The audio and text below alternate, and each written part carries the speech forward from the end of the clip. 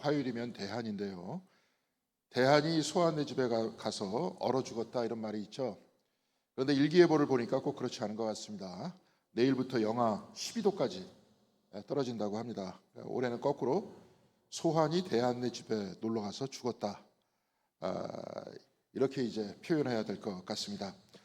급격한 날씨의 변화에 건강 유의하시고 이 가운데서 늘 변함없이 우리의 생명과 존재의 근원이 되시는 하나님과 늘 동행하시는 여러분들 모두의 삶이 되기를 바라겠습니다. 내일 모레면 또 대한이라 그랬는데요. 한겨울에 소환과 대한이 있다면 여름철에는 소서와 대서가 있습니다. 예측 가능한 절기를 두었다는 것은 우리가 시간을 중심으로 생활했다는 것을 뜻합니다. 그래서 그 시간과 절기에 따라 농사를 지었고 어촌에서는 물고기가 계절을 업고 찾아온다 이렇게 말하죠. 우리가 살고 있는 이 도시에서는 시간대별로 해야 할 일들이 다 잡혀져 있습니다. 그래서 출근 시간도 일정하고 점심시간과 퇴근 시간 그리고 일과 시간도 서로 약속한 시간과 체계에 의해서 일하고 식사하고 퇴근합니다. 몸이 시간대에 맞춰지다 보니까 생활의 리듬도 시간과 연결되어 있습니다. 아침에 일어나는 시간, 그래서 회사에 출근하는 시간, 그리고 퇴근하는 시간에 따라 나의 신체의 리듬이 맞춰져 있습니다.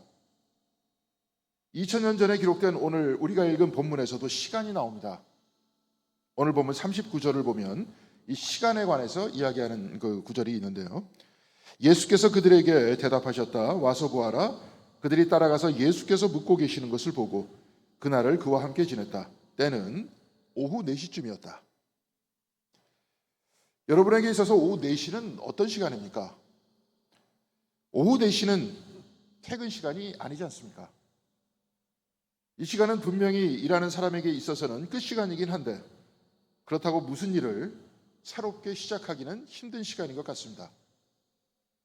그렇다고 하루의 일과를 정리해야 하는 시간도 아니고 그렇다고 저녁 식사를 하는 시간도 아닙니다. 당시 유대교에서는 하루 3번 기도하는 시간을 가졌다고 하는데요. 아침 기도는 샤할렛이라고 오전 9시에 기도를 하고 오후에는 민하라고 하는데요. 3시에 기도를 했다고 합니다. 사도행전 3장 1절에 의하면 베드로와 요한이 기도하러 성전에 들어갈 때 그 시간은 오후 3시라고 했습니다. 민하라고 하는 점심의 기도 시간이었습니다. 그리고 저녁 시간은 마하리브라고 하는데 일몰 이후에 저녁에 기도를 합니다. 그런데 오늘 본문에 기록된 오후 4시는 이런 3번의 기도 시간 중 하나가 아니었습니다. 그러니까 이 시간도 저 시간도 아닌 모호한 시간이 바로 4시였던 겁니다. 김지하의 타는 목마름으로라는 시집 안에는 새벽 2시라는 시가 나오는데요. 사람의 바이오 사이클이 얼마나 시간에 매여 있는지 그리고 그는 이런 특징을 가지고 어떤 시대를 살고 이해하고 있는지 이렇게 이야기하고 있습니다. 새벽 2시, 새벽 2시는 어중간한 시간, 잠들 수도 얼굴에 찬물질을 할 수도 책을 읽을 수도 없다. 공상을 하기에는 너무 지치고 일어나 서성거리기엔 너무 겸연쩍다. 무엇을 먹기엔 이웃이 미안하고 무엇을 중얼거리기엔 내 스스로에게 너무 부끄럽다. 가만히 있을 수도 없다. 아무것도 할 수 없다. 새벽 2시다. 어중간한 시대, 이 시대다. 이 시를 읽고 깊게 생각하기보다는 우선 직관적으로 내가 새벽 2시에 깼다는 가정하에서 이해하는 것이 좋을 듯 싶습니다. 새벽 2시에 잠이 깨면 어떻게 되겠습니까? 제가 처음 이 시를 접했을 때 그냥 자면 되지 이렇게 생각했습니다. 2시면 4-5시간 더 잘 수 있는 시간이라고 생각했기 때문에 그렇습니다. 그런데 이제는 저 시가 이해하는 그런 나이가 된 것 같습니다. 저번 주에 설교를 준비하면서 저 시를 읽었는데요. 공교롭게도 새벽 2시 40분에 잠에서 깼습니다. 이후에 잠을 자려고 해도 잠이 오지 않았습니다. 저도 과거와는 다르게 새벽에 잠이 깨면 더 이상 잠을 잘 수 없는 그런 나이에 들어선 것 같습니다. 더군다나 새벽 2시는 어중간한 시간이고 이 시간은 다시 잠들 수도 없는 시간이라는 것을 저도 이제 몸이 깨닫고 있습니다. 새벽 2시는 잠이 오지 않는다 해서 일어나 세수를 하고 하루를 시작하기엔 너무 이른 시간입니다. 그리고 집중하면서 책을 읽으려 해도 정신이 맑지 못하고 다시 잠을 청해야 내일 일을 시작할 수 있다는 강박관념도 나를 괴롭힙니다. 아무것도 할 수 없다는 것을 김지아는 공상을 하기에는 너무 지치고 일어나 서성거리기엔 너무 겸염쩍다 이렇게 말합니다. 나 혼자 깨어있으니 자고 있는 사람들에게 미안하다 이 말이죠. 무엇을 먹기도 그렇고 중얼거리기도 그렇고 가만히 있을 수가 없다는 말입니다. 김지아는 어중간한 시간, 이 시대다라고 하면서 시를 맺고 있는데요. 그가 이 시를 썼을 당시는 군부 독재의 시절이었습니다. 언제 그 폭력적 세상이 끝이 날지 모르는 시대, 그리고 자기 자신은 그 어두운 때 뭘 해야 될지도 명확하지도 않은 시대에 살고 있다는 것을 표현하는 그런 시였던 겁니다. 김지아는 이런 시대적 상황을 새벽 2시라고 대단히 날카롭게 포착을 했습니다. 그래서 새벽 2시는 아무것도 할 수 없는 무기력한 시간을 말하는 것이었습니다. 이렇게 보면 오늘 본문에 등장하는 오후 4시도 이도 저도 아닌 모호한 시간, 뭘 새롭게 시작할 수도 없고 정리할 수도 없는 시간입니다. 새벽 2시와 오후 4시와 같은 모호한 시간을 표현하는 심리학적 단어는 리미널 타임이다 이렇게 말합니다. 중간지대라는 뜻입니다. 오후 4시는 낮의 활동성이 떨어지고 밤에 휴식도 아직 오지 않은 때입니다. 새벽 2시는 다시 잠들 수도 없고 그렇다고 해서 일어날 수도 없는 시간입니다. 새벽 2시나 오후 4시나 모두 중간지대인 리미널 타임이라는 겁니다. 그래서 정해진 것이 아무것도 없으니 어디에도 힘을 내어 할 수 있는 일이 없는 시간이라는 겁니다. 폴란드 출신의 철학자인 지그문트 바우만은 그의 책 불안의 기원에서 현대인들이 가지고 있는 내재적 불안을 이런 중간지대 때문에 생겨난 액체 상태의 공포다 이렇게 말합니다. 액체 상태의 공포, 이게 무슨 뜻이겠습니까? 액체 상태란 아무것도 정해진 것이 없다는 겁니다. 물을 둥근 컵에 넣으면 둥근 모양이고 네모난 컵에 넣으면 네모 모양입니다. 그런데 컵을 물 밖으로 뿌리면 그 형태는 제각각입니다. 바닥에 물이 떨어져도 모양이 일정하지 않습니다. 그래서 유동적이고 정해진 것이 없다는 겁니다. 이와는 다른 뜻은 고체입니다. 고체란 고정되어 있는 겁니다.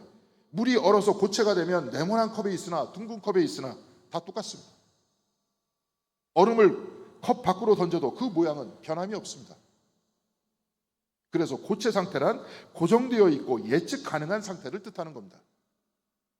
그래서 사회가 고체 상태라고 하면 내 집이 있고 결혼하고 직장이 있는 어떤 명확하고 예측 가능한 것을 뜻하는 말입니다.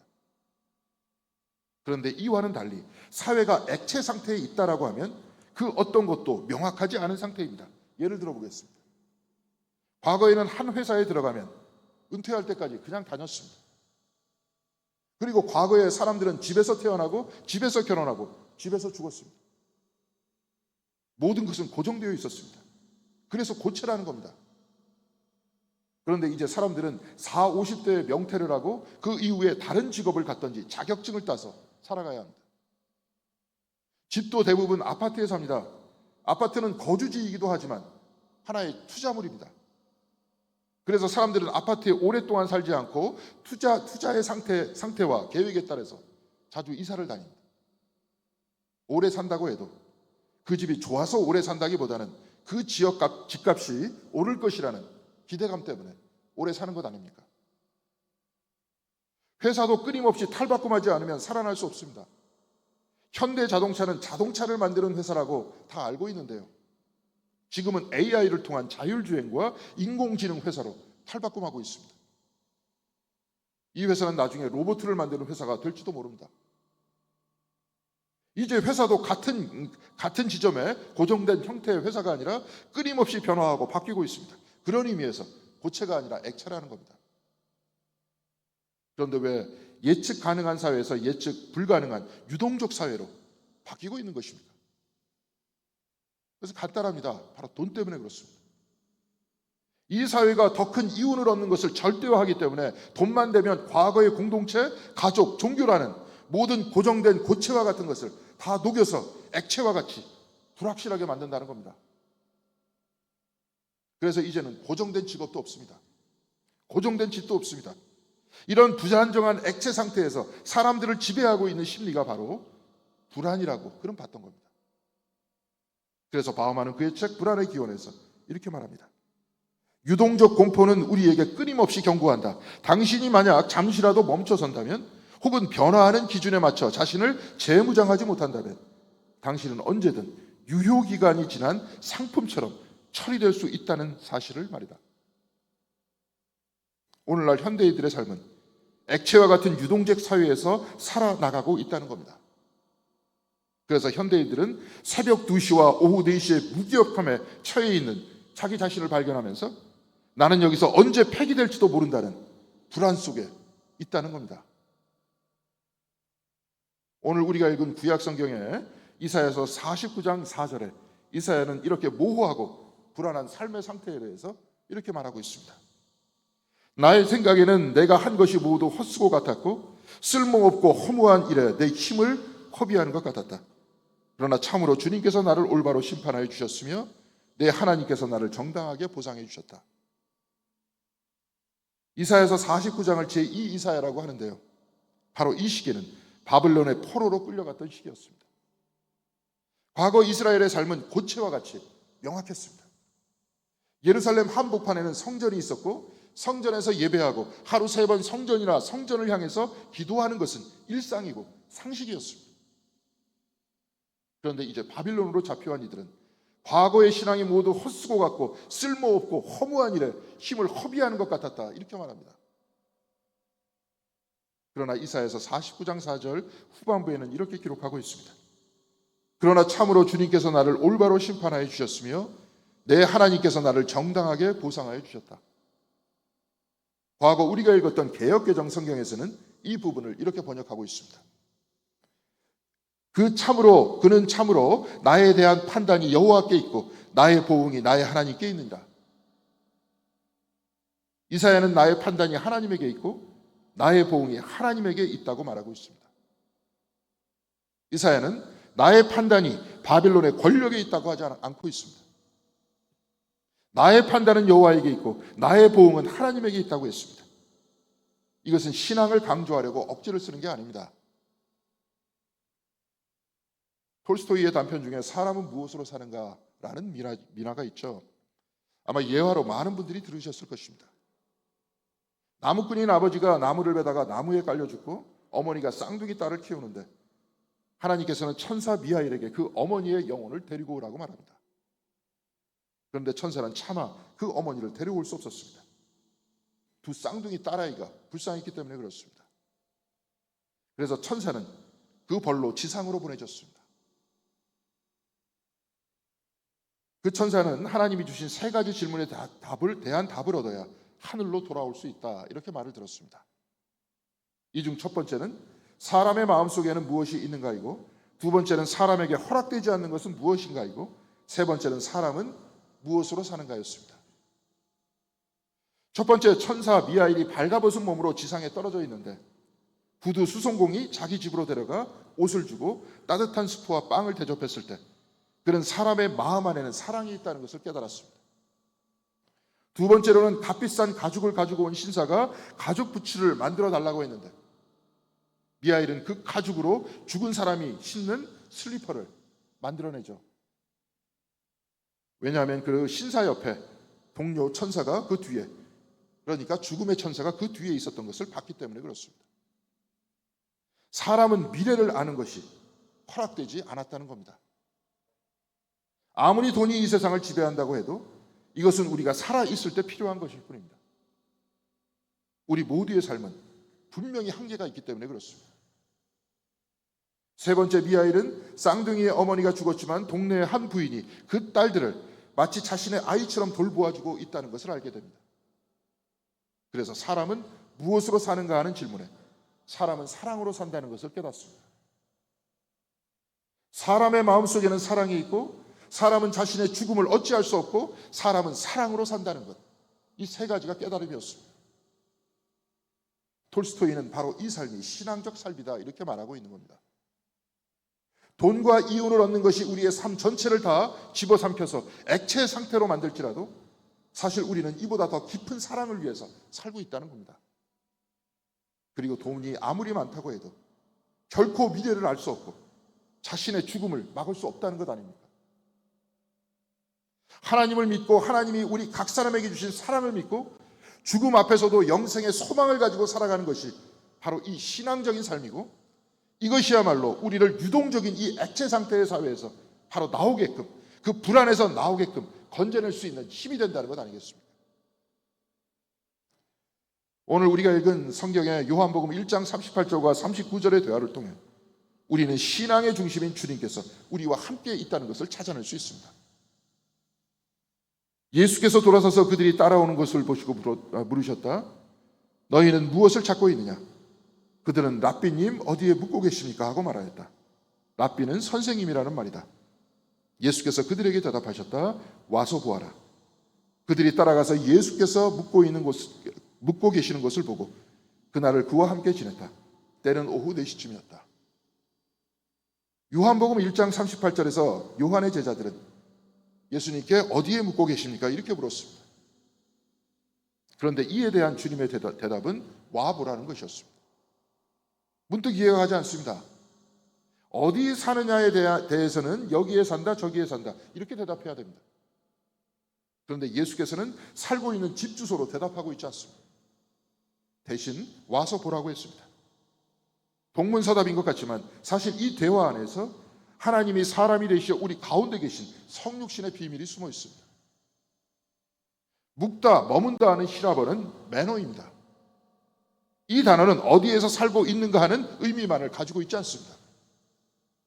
요한복음에는 매너라는 단어가 40번 등장하고 신약 성경에는 114번 등장합니다. 그러니까 요한복음에서 압도적으로 많은 40번이 등장하는 단어가 매너입니다.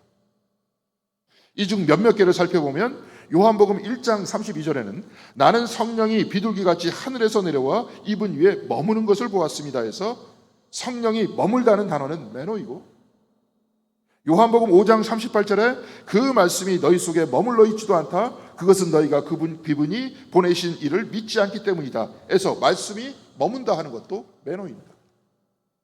요한복음 14장 10절에 내가 아버지 안에 있고 아버지께서 내 안에 계시다는 것을 내가 믿지 않느냐, 여기서 계시다 하는 것도 매너입니다. 주님께서 제자들에게 내 안에 거하라 할 때도 매너가 사용됩니다. 그러니까 매너는 하나님과 사람의 관계에 사용하는 단어이고, 더 구체적으로 하나님과의 관계 속에서 나오는 구원을 뜻하는 단어가 바로 매너인 겁니다. 그러니까 주님 어디 묵고 계십니까? 하는 이 질문은 어디에 사느냐 하는 그 이야기가 아니라 주님 어디에서 구원을 얻을 수 있습니까? 바로 이 말입니다. 이때 주님께서는 와보라 하셨습니다. 나에게로 오라 하셨습니다. 구원은 그리스도에게 있다는 것 아니겠습니까? 특히 요한복음은 말씀이 육신이 되어 우리 가운데 거하신다는 것을 선언하는 성육신의 책입니다. 이미 그리스도께서 저와 여러분 가운데 계신다고 말씀하고 있는 겁니다. 그러니까 와보라 이 말씀은 내가 너희 안에 너희들 가운데 있음을 기억하라, 그리고 이 확신 속에 살아가라, 이 말씀이 아닙니다. 주님께서는 오후 4시의 상황 아래에 있던 2명의 제자들에게 나에게로 오라, 내가 너희 중에 있음을 기억하라. 특별히 우리 모두에게는 돈이 중심이 된 이 사회에서 신앙생활이 모두 다 헛수고 같고 쓸모없고 허무한 일에 내 힘을 허비하는 것과 같은 이 돈 중심의 세상에서 나에게로 오라, 내가 너희 가운데 있음을 확신하라, 이렇게 말씀하고 계십니다. 이 믿음의 확신을 가지고 나와 함께 머물고 이 유동적 세상 안에서 믿음과 용기를 가지고 살아가라는 말씀이 아닙니다. 주님께서는 요한복음 16장 33절에 용기를 내어라, 내가 세상을 이겼다고 하셨습니다. 이 말씀은 오늘 이 불확실한 시대에 살고 있는 우리에게 무엇을 전해주고 있습니까? 돈이 지배하는 액체와 같은 유동적 사회 안에서 새벽 2시와 오후 4시에 불확실하고 불안한 이 세상을 주님이 이기셨다고 하니 와보라, 주님께로 가라, 주님 안에서 살고 있음을 기억하라, 바로 이 뜻이 아닙니까? 이미 주님께서는 우리 가운데 성육하시고 우리와 같이 계신 주님을 기억하면서 이 세상을 이기는 힘이 바로 그리스도라는 것을 우리에게 알려주고 있는 것 아닙니까? 지난주 수요 성경 공부 때 나사로를 살리시는 예수 그리스도에 관해서 말씀을 나눴습니다. 나사로는 죽어 무덤에 갇혀 있었습니다. 그리고 그 무덤 앞에는 돌로 막혀 있었습니다. 주님께서는 그 무덤 앞에 서서 그 돌을 치우라고 하시면서 하나님께 기도를 드리고 나사로야 나오너라 하고 외치셨습니다. 이때 죽었던 나사로가 손발은 천에 감겨 있고 얼굴은 수건에 싸매어 있은 채 무덤 밖으로 걸어 나왔다고 했습니다. 생명은 나사로 안에 있는 것이 아니라 생명은 나사로를 부르시고 우리를 부르시는 그리스도 안에 있다는 것이 아닙니다. 우리를 유동적인 이 세상에서 구원하는 힘은 그리스도 예수 안에 있고 죽음을 이길 힘도 그리스도 예수 안에 있다는 것이 아닙니다. 사랑하는 성도 여러분, 주님께서는 지금도 와보라 하십니다. 나에게로 와라.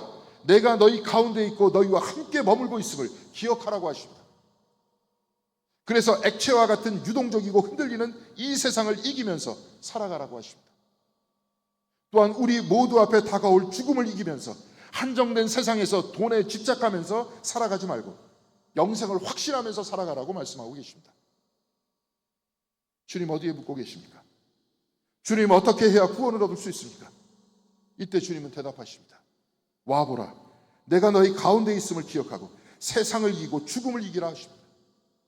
새벽 2시의 시간, 오후 4시의 시간과 같이 유동적인 액체 상태의 삶 한복판에서 우리는 늘 불안해합니다. 늘 돈이 우리를 옥죄어오고 우리가 상식적으로 생각해왔던 모든 가치와 믿음이 액체와 같이 녹아 없어집니다. 그래서 오늘 우리가 살아가는 이 세상은 우리의 신앙생활도 모두 헛수고 같고 쓸모없고 허무한 일에 내 힘을 허비하는 것 같이 보이게 만들고 있습니다. 그러나 구원은 세상 모두를 액체로 만드는 그 돈에 있지 않습니다. 이 세상에도 있지 않습니다. 구원은 세상을 이기고 죽음을 이기신 예수 그리스도 안에 있는 것입니다. 사랑하는 성도 여러분, 주님께서는 와보라 하십니다. 우리 안에, 우리 사이에 있는 매너, 이미 거하고 계신 주님을 기억하고 확신하라고 하십니다. 이 신앙이 저와 여러분들의 중심이 되고 나아가서 실천이 되어서 저와 여러분들 모두가 또한 우리 공동교회가 세상 안에서 세상을 이기는 교회, 그래서 죽음에 쏘는 가시를 이기는 성도님들이 모인 아름다운 공동교회가 되기를 주님의 이름으로 간절히 기원드리겠습니다. 기도하시겠습니다.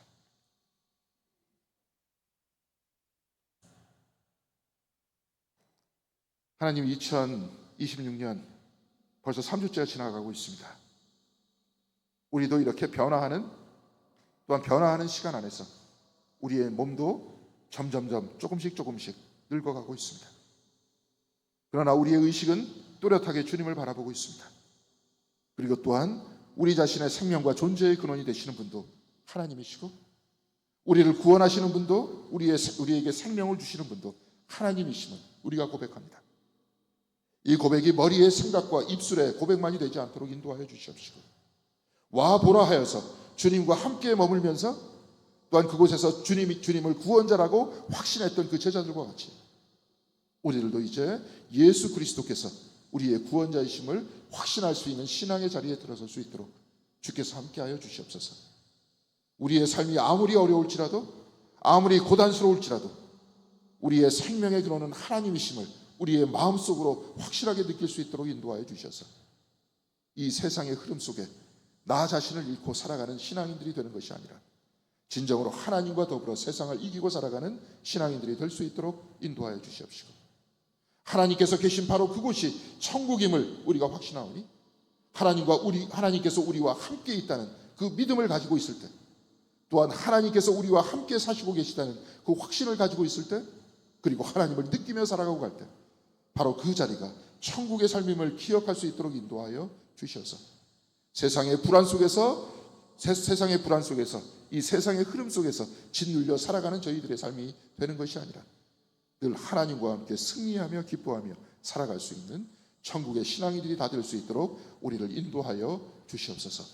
주님께서 우리를 붙들어 주실 것을 믿사오며 이 모든 말씀을 주 예수 그리스도 이름으로 기도드렸습니다.